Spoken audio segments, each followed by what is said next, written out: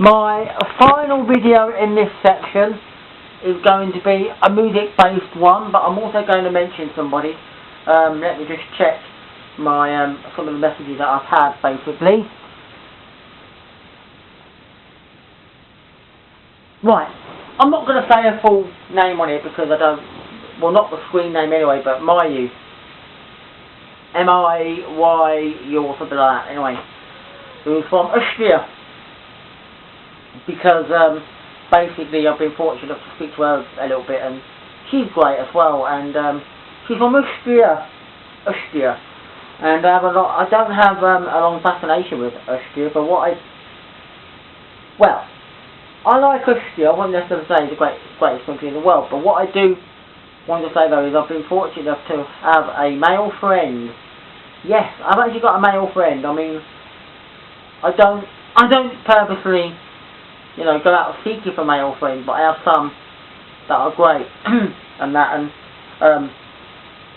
don't think I ever told, basically, but I do actually have a male friend from Austria, and we write to each other. We basically send each other mixed CDs, which is wonderful, and it's good to have. And basically, Austria is a great country, I think, possibly. And I'm trying to think. Oh, it's Salzburg. I think it's Salzburg, the capital of Austria.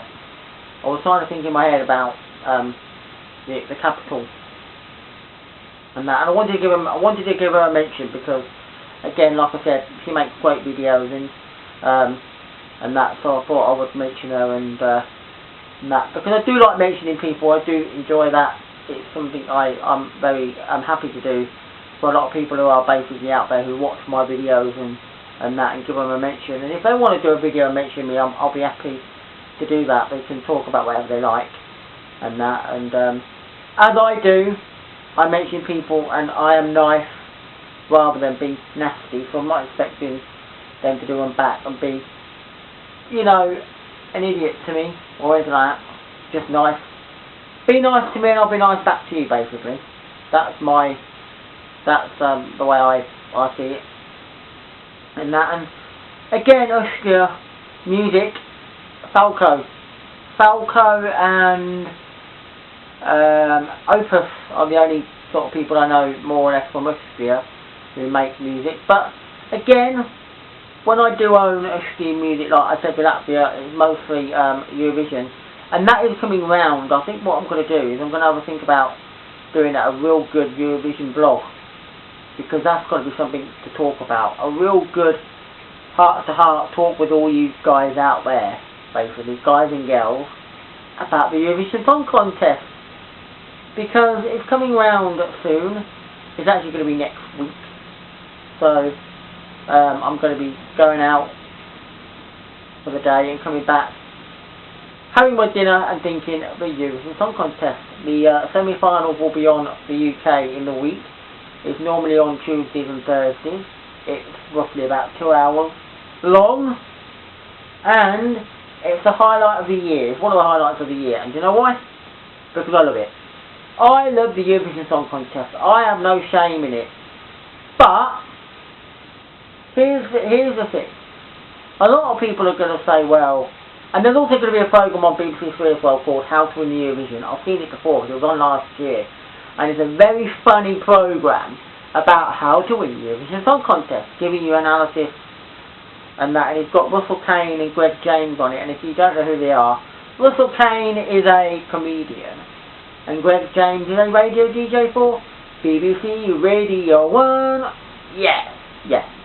Great DJ, great comedian, who talk basically about how to win the Eurovision Song Contest. They show clips and things, and it's all about how to do it. But I don't think there is any winning secret how to win it. I think most people would say your neighbours have to vote for you, basically, simple as that. But how can they vote for you if they're not going to be in it? Because the semi-final will determine who's in it, and that's a good thing.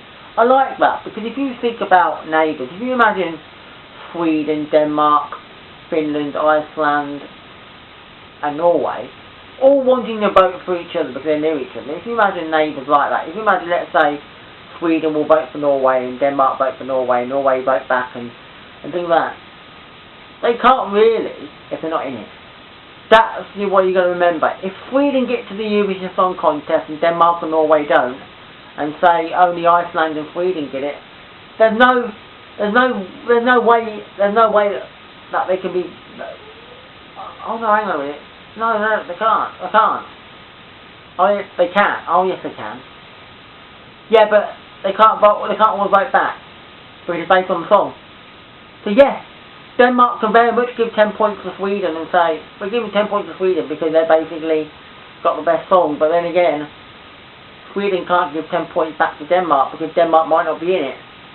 It's a good thing they have these semi-finals because and that. I haven't fortunate enough to listen to any of the songs. I don't normally. The English one I've not heard this year very well, so I don't even have a clue who it is. It's somebody we don't know.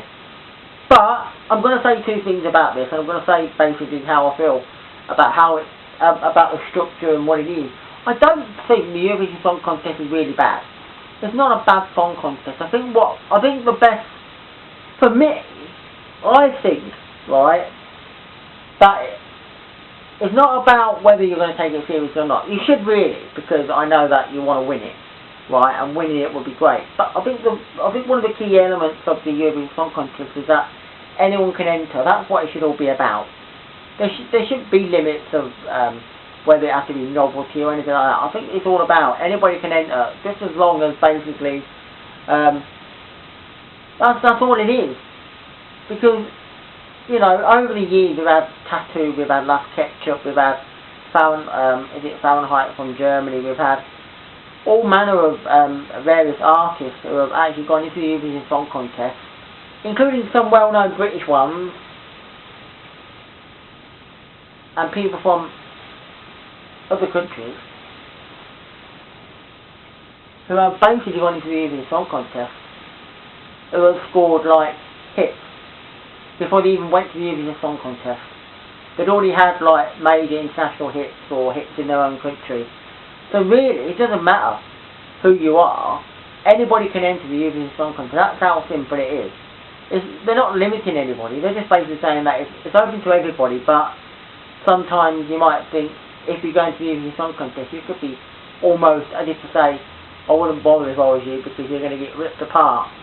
Your credibility might go down the pan.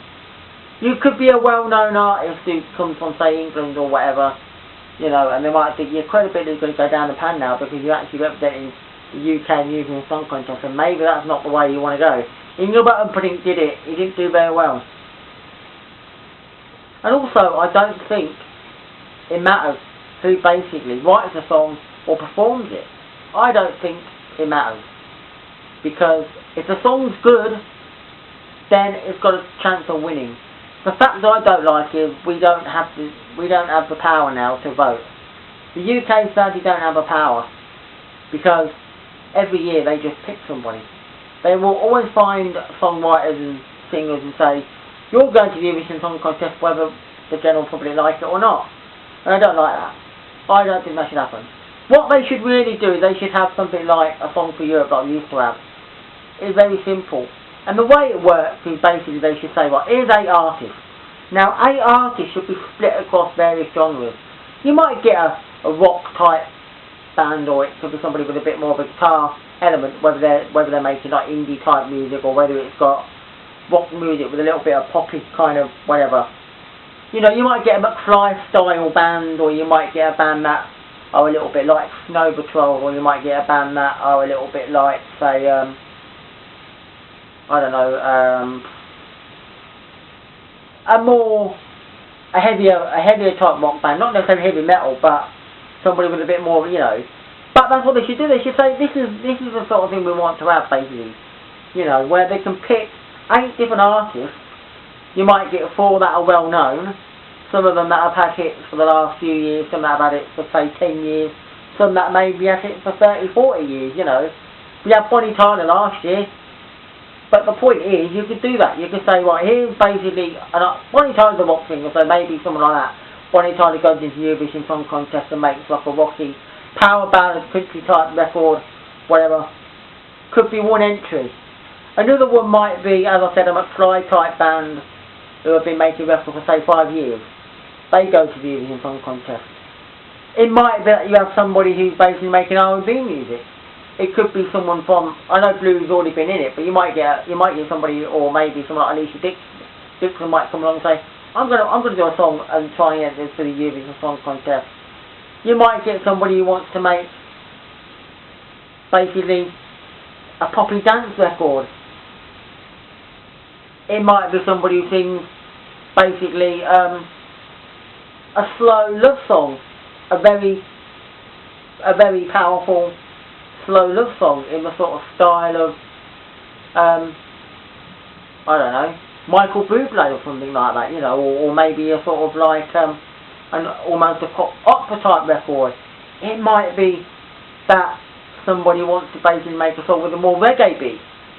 It doesn't matter who you are, but this could be the great thing that could happen for the Song for Europe, where they have 8 different people. Some of them could be well known, who've been making records for many years. Some, you know, and some unknown ones.